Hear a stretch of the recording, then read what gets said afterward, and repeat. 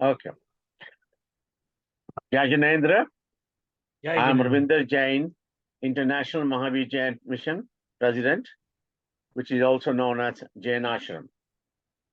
It's always my intention to find more about Jain culture, Jain teaching, right across all the sects of Jainism, so we can learn from each other and we can appreciate where we all coming from and work together. I'm very lucky to have Dr. Rajmal Jain, Kotahri, who is a retired ISRO scientist and is also very well known as a Jain scholar as well. So without a further ado, thank you very much, Dr. Saab. Jai Janendra. Jai Janendra. My first question, if you can get to it, is from Digambar's point of view, Shulak and Bhatta ji are two synonymous to me. Could you please tell us more about it? What is the difference or what is equal in the status? I think you asked between Shullak and Bhattarak or what? Bhattarak ji, haan ji. Okay. Before I tell you the difference between these two, I have to go a little bit in the history. And I will not take you too long back in the history, but you know that during the period of Mahavir, it was only Digambar tradition. And after, say, about 200 to 300 years later of the moksha of Mahavir, the two different sects evolved, Digambar and Shwetambar. Just 1 minute, please give me. I have to drink water.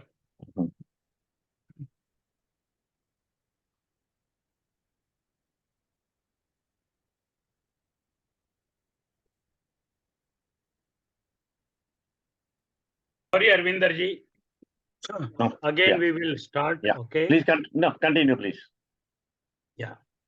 So I will go into a little bit brief history of our Jain traditions. So these two different sects, Digambar and Shwetambar, they evolved around, say, 200 BC or something like that. So Digambar followed actually the Bhadrabahu Swami, and Shwetambar followed the Sthulbhadra. Anyway, what happened? Everything was going on very well. But because of the wide popularization, wide publicity, and wide acceptance of Jain community or Jain religion, this Brahmanism was not, that community was not able to accept it. And during that time, India was actually having large area, or it was extended all the way up to Afghanistan, the current Afghanistan, and even in the Egypt. So now if I divide the popularity of, on one hand, the Jainism, then that was in southern India, while in northern and northeast particularly, that is part of Magad, Buddhism popularity was there. And there were large number of temples, stupas, they were there. Say in Bihar, in UP, in Banaras, Kashi, Mathura, whatever, that larger area of Magad, even in Bengal, etc. And at that time, even up to 1st century, the evolution of this Muslims was not there. It was not evolved. Actually, Islam evolved only in 6th to 7th century.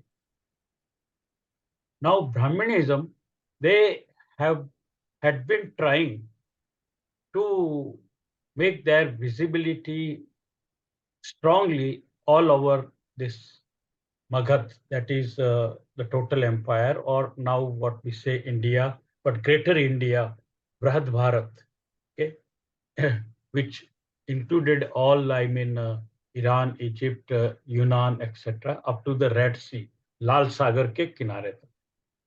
And here on this side, even up to Java, Sumatra, or all that area. Now, what happened when it was not possible for them? Then in southern India, this Shankaracharya, he actually collected or integrated the Hindus, whatever, but not Hindus, I should say Brahmins, because Hindu term is still not clear. What do we mean by Hindu? Now, what they did, they attacked in 8th century, please remember, of our AD.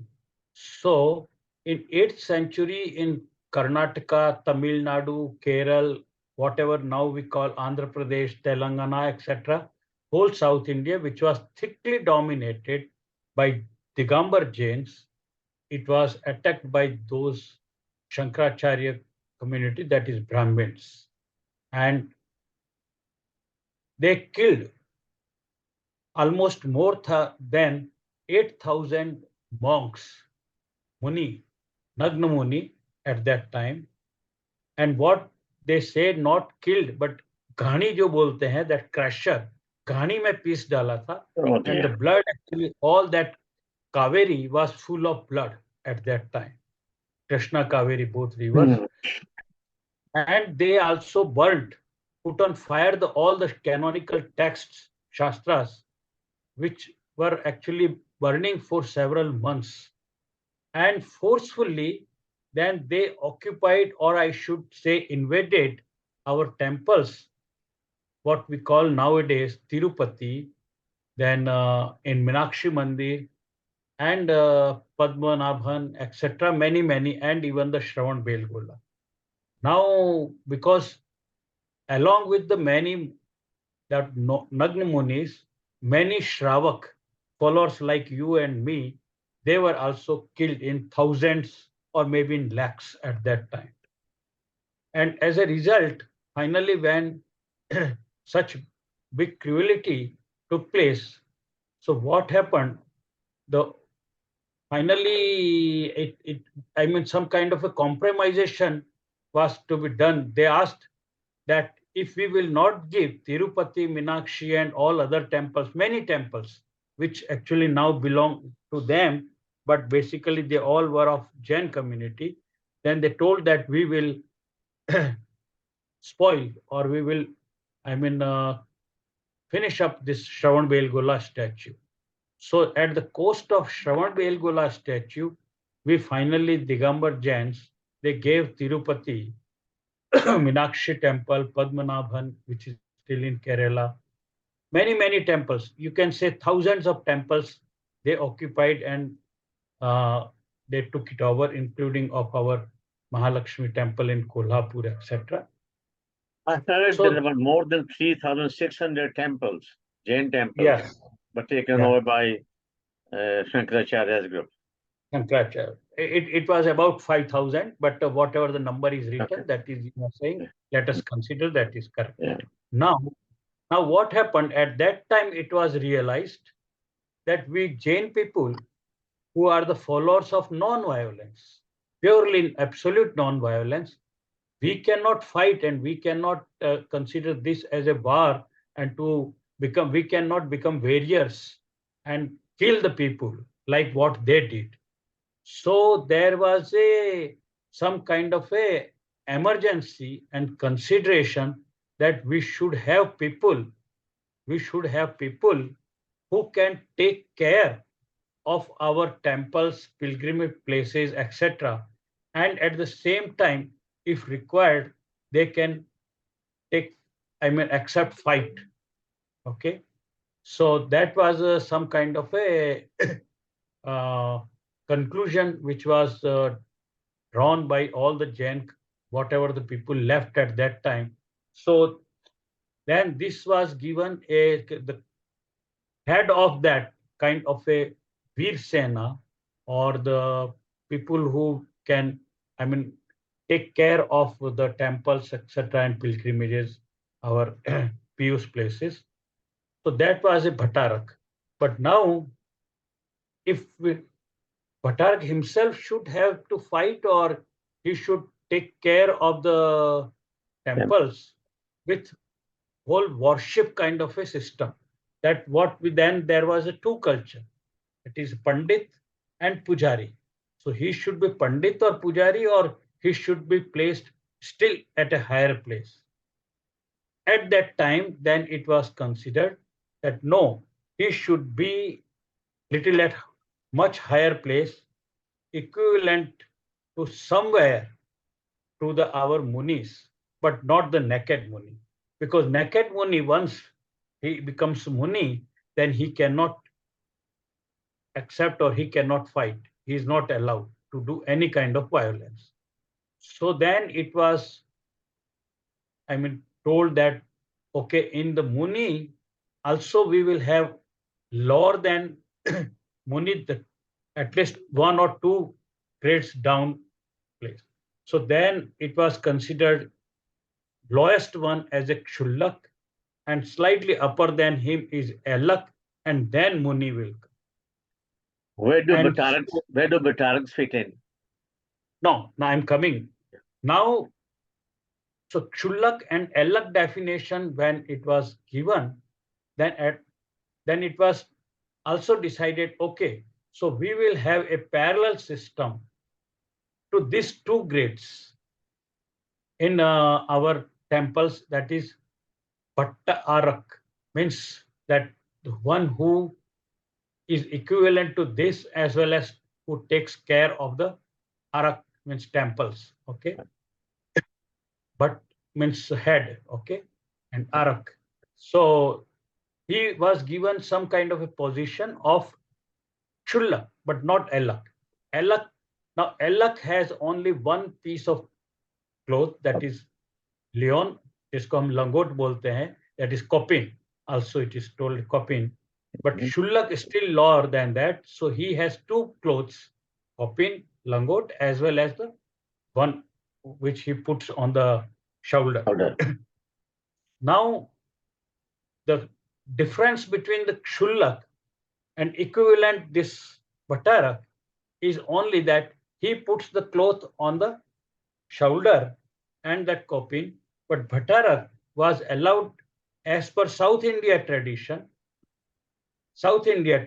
because this did not come to North India. It was only in South India. Bhattarak is only in South India up to Kolhapur. Okay. Not above that.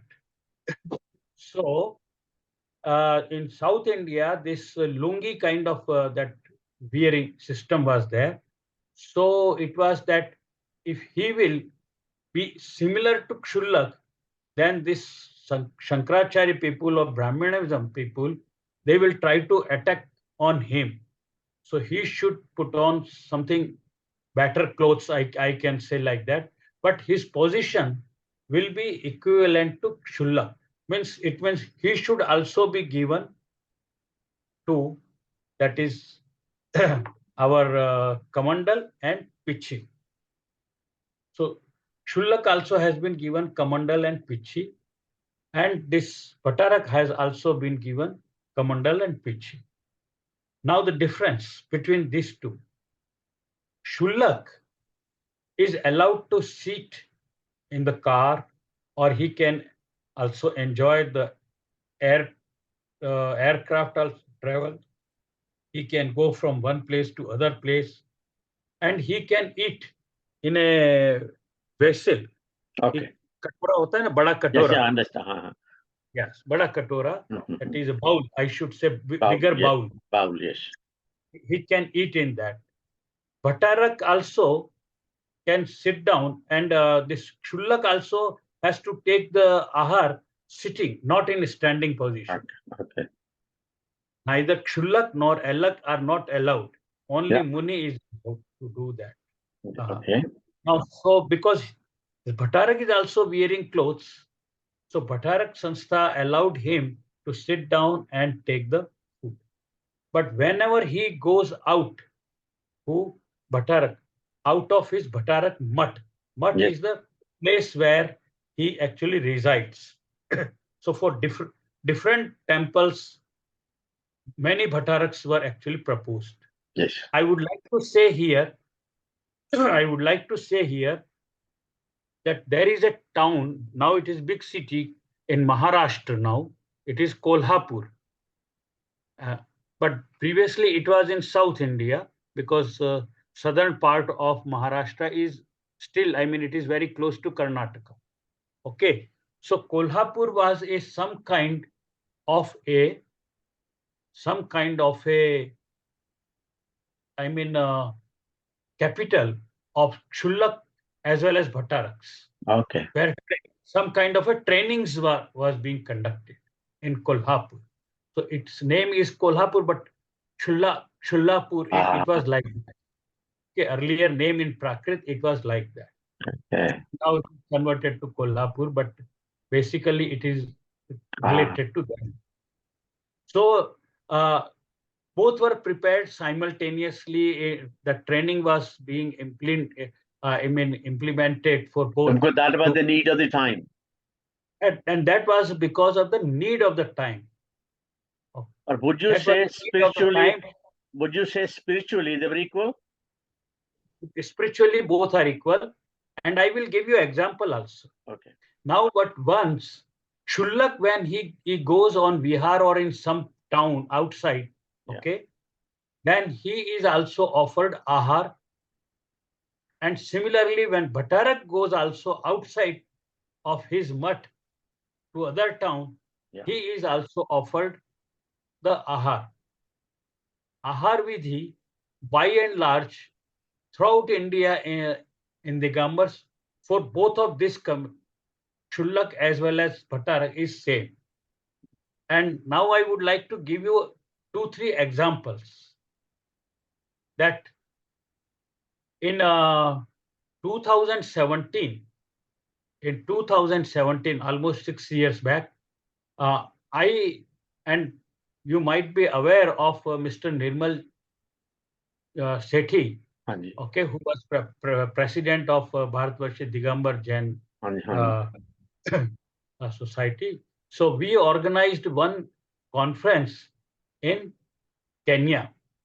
And in Kenya, we took now 2 people. One Chullak and Chullika are of the same cadre. Okay. Okay. Of same cadre, male and female. Okay, same status. Same cadre, that is equivalent to Pratimadhari. You might have heard the one language, Pratimadhari. How many Pratimadhari? So, 5 Pratimadhari, 5 to 7 Pratimadhari only can become a Chullak or Chullika. Okay. Now, Chullika has to wear the full sari, whether she is Chullika, Alak, or a Arika. Arika means Muni, equivalent to Muni on this side. Then Upadhyaya and Acharya. So, similarly, Bhattarak also has to wear the clothes, full clothes, but the method of ahar is same for Chullak as well as for the Bhattarak. So what we did, we took one Chullika, that is Vismita Shri Mataji, a student or pupil, okay, of Vishuddha Sagarji Maharaj. I think so, Vishuddha Sagarji, or Virat Sagarji, Acharya Virat Sagarji, I remember. Okay, so we took, so because both are, and one Bhattarak, Lakshmi Sen Bhattarakji, from Jala Malini Mata, Padmavati, that is Jala Malini Mata in South India. Okay. So we took both, and now they both could sit in the aircraft because they are allowed as per the rules, regulations or constitution of Digambar Jains. Okay. So let me ask you this question again. So Chullaks, that was one of my questions later on. You can answer now. So Chullaks and Bhattarak Arkaji, they can travel. they can travel in the car. In the car or aeroplane and go abroad. In an aeroplane or in the ship. That is all across the Digambars. That is in Digambar sect. Yes. Similarly, similar to Bhattarak, there is a community Chaitanyavasi in Shvetambara. Okay. There is a Chaitanyavasi in Shvetambara, similar to Bhattarak. Okay. It was decided by both the sects at that time when we were attacked by these Brahmins. So these people, if they go abroad or travel, do they have to have permission from somebody, or it's automatically, we know that they can do it? No. Just like for, this Shullika, Vismita Shri Mataji, we took the permission. Actually, we went to Virag Sagarji, who is Acharya of, and she belongs to that group. So we talked to him, and then we took permission from him for her travel and to take her and to participate in the conference which we organized in Kenya. So basically, you take permission from the Acharya, who Shishya, who disciple. Similarly, Bhattarak, he has to take permission from Shravan Belgola head Bhattarak. So are you, okay, in that case, are you saying that all Bhattaraka are under Shravan Belgola? And Shravan, not all. Okay, not all. Okay. Because there are big two places. One is Mudbidri, other is the Shravan Belgola. Oh, okay. Mudbidri is the also very ancient and where the real canonical texts of Tadpatra actually are all there in the at Mudbidri. Canonical texts are there. Okay. So I mean, all Bhattarakji, you can say they are under one or some kind of other chief Bhattarak. Okay, fine. So maybe mostly Shravan Belgola or Mudbidri, or basically maybe two main groups. Two main groups, you're saying. Okay. Yeah. So now the process in Kenya, we followed the same for Ahar as what we do in India. For both that Shravika, that Shullika, Vismita Shri Mataji, as well as for Bhattarak, Lakshmi Sen.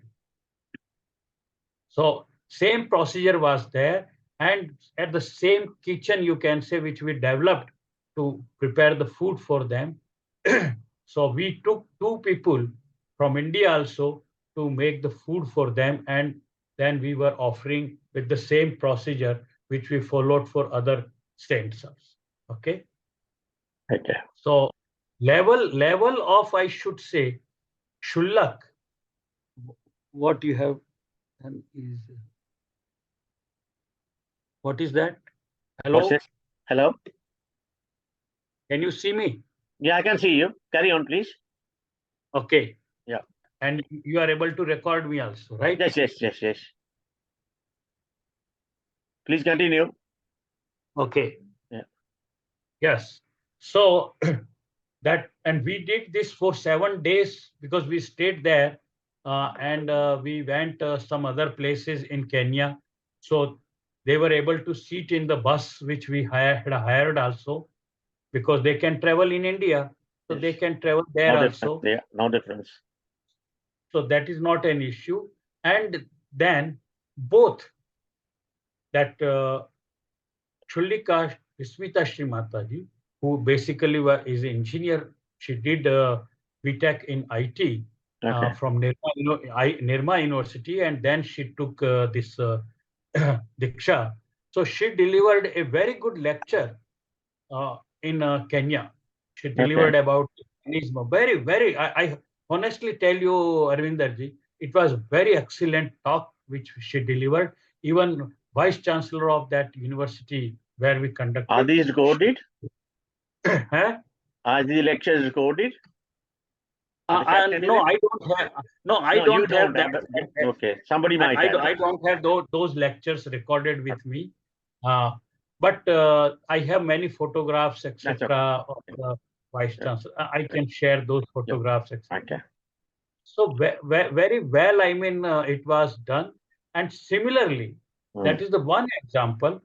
Another example, in 2016, of course, I did not go, but Nirmalji had organized in 2015 or 16 in Sri Lanka.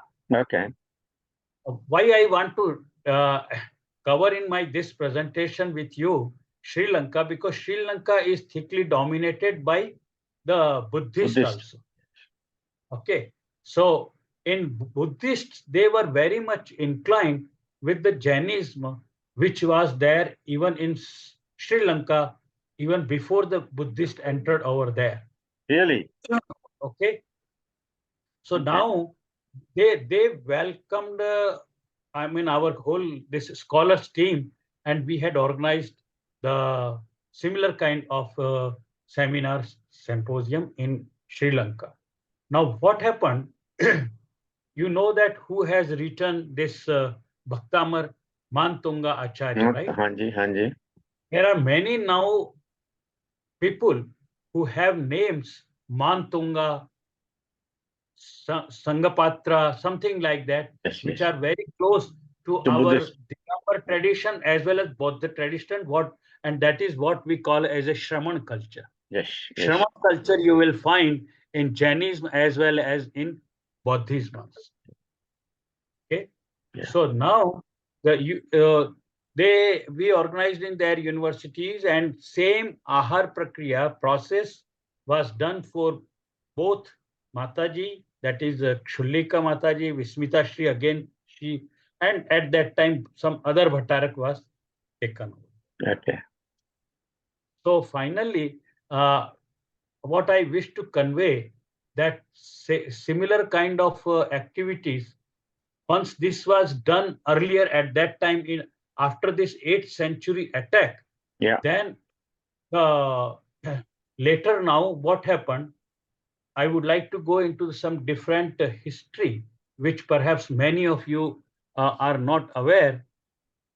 Now you know that in 7th century AD, Islam was born. Okay. And Islam spread all the way up to Iran and Afghanistan side and everywhere. Now we were already attacked in 8th century. That is, Jains people were attacked. Now Brahmins still were waiting how to finish this Buddhism in northern side. Okay. That is north and northeast.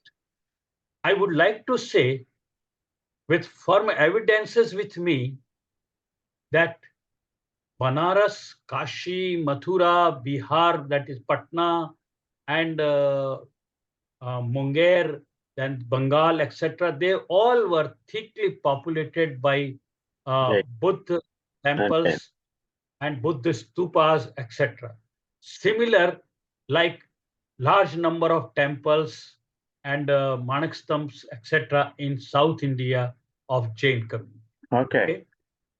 So now this Shankaracharya, I don't want to use with my own mouth the word culprit for him, but Shankaracharya did, and his all other followers, but they were not, but very much in power. So what they did, they knew that unless we finish this Nalanda University, which was thickly, having the literature and popularity because of the Buddhists.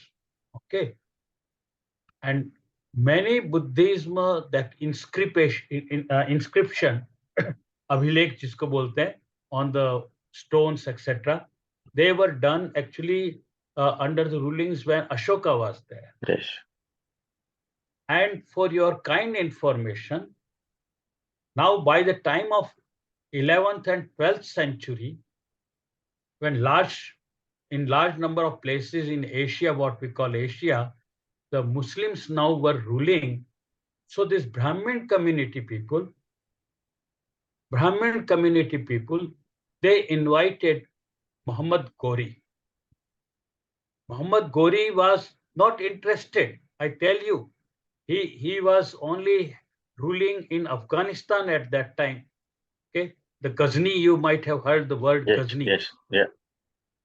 Okay, but these people wanted to finish both the people. So they invited, I think I have a name also of that Brahman community people, if I can find it out. But because I will have to tell you in summary only. Now those people were brought, and you know that Muhammad Ghoris, the supreme soldier, that is Senapati, okay, was a Bakhtiyar Khilji. Khilji, yes, yes. Yes. Now, what this Brahmin people later on spread the news that Khilji actually put on fire the whole Nalanda library, and every Nalanda was spoiled and put on fire by Khilji. No, this is wrong. Actually, outside the gate of Nalanda, these Muslims were not aware what is yagna. They never heard and they never knew also, right? Yagna was being conducted at least 1 month before by these Brahmins. I mean, it was some kind of a conspiracy. And now from the yagna, they were keep on, I mean, enlarging that area of the yagna. Okay. And it was almost all the way went up to the gate of Nalanda University. Now Khilji was ready with his army, but he did not want to, I mean, spoil or finish the people or kill the people inside. And he did not like also to put on fire. Only he want to give some kind of a signal of fear only. Frighten them. Some kind of a terror in mind. Okay. Or I should say psychological pressure or something. But these people, Brahmins actually, they on the particular day, they did some kind of a big flame in the yagna. Okay. And that fire went inside the library, because library was very close. So the library first was put on fire, and it was continuing for 3 months. And Khilji already has gone. He was staying for 3 months over there. And lots of people were killed. So that was a few army people of soldiers, maybe of Khilji, but by Brahmins only. So Brahmins basically, they call, but they are the killer people. The history says like that they are not actually, they don't want to follow, but they simply want to Brahminism everywhere. And under that, they created the artificial gods. They created all these things, many things. Even, I mean, I don't want to go in detail of the Krishna and Rama, because whole Ramayana has been written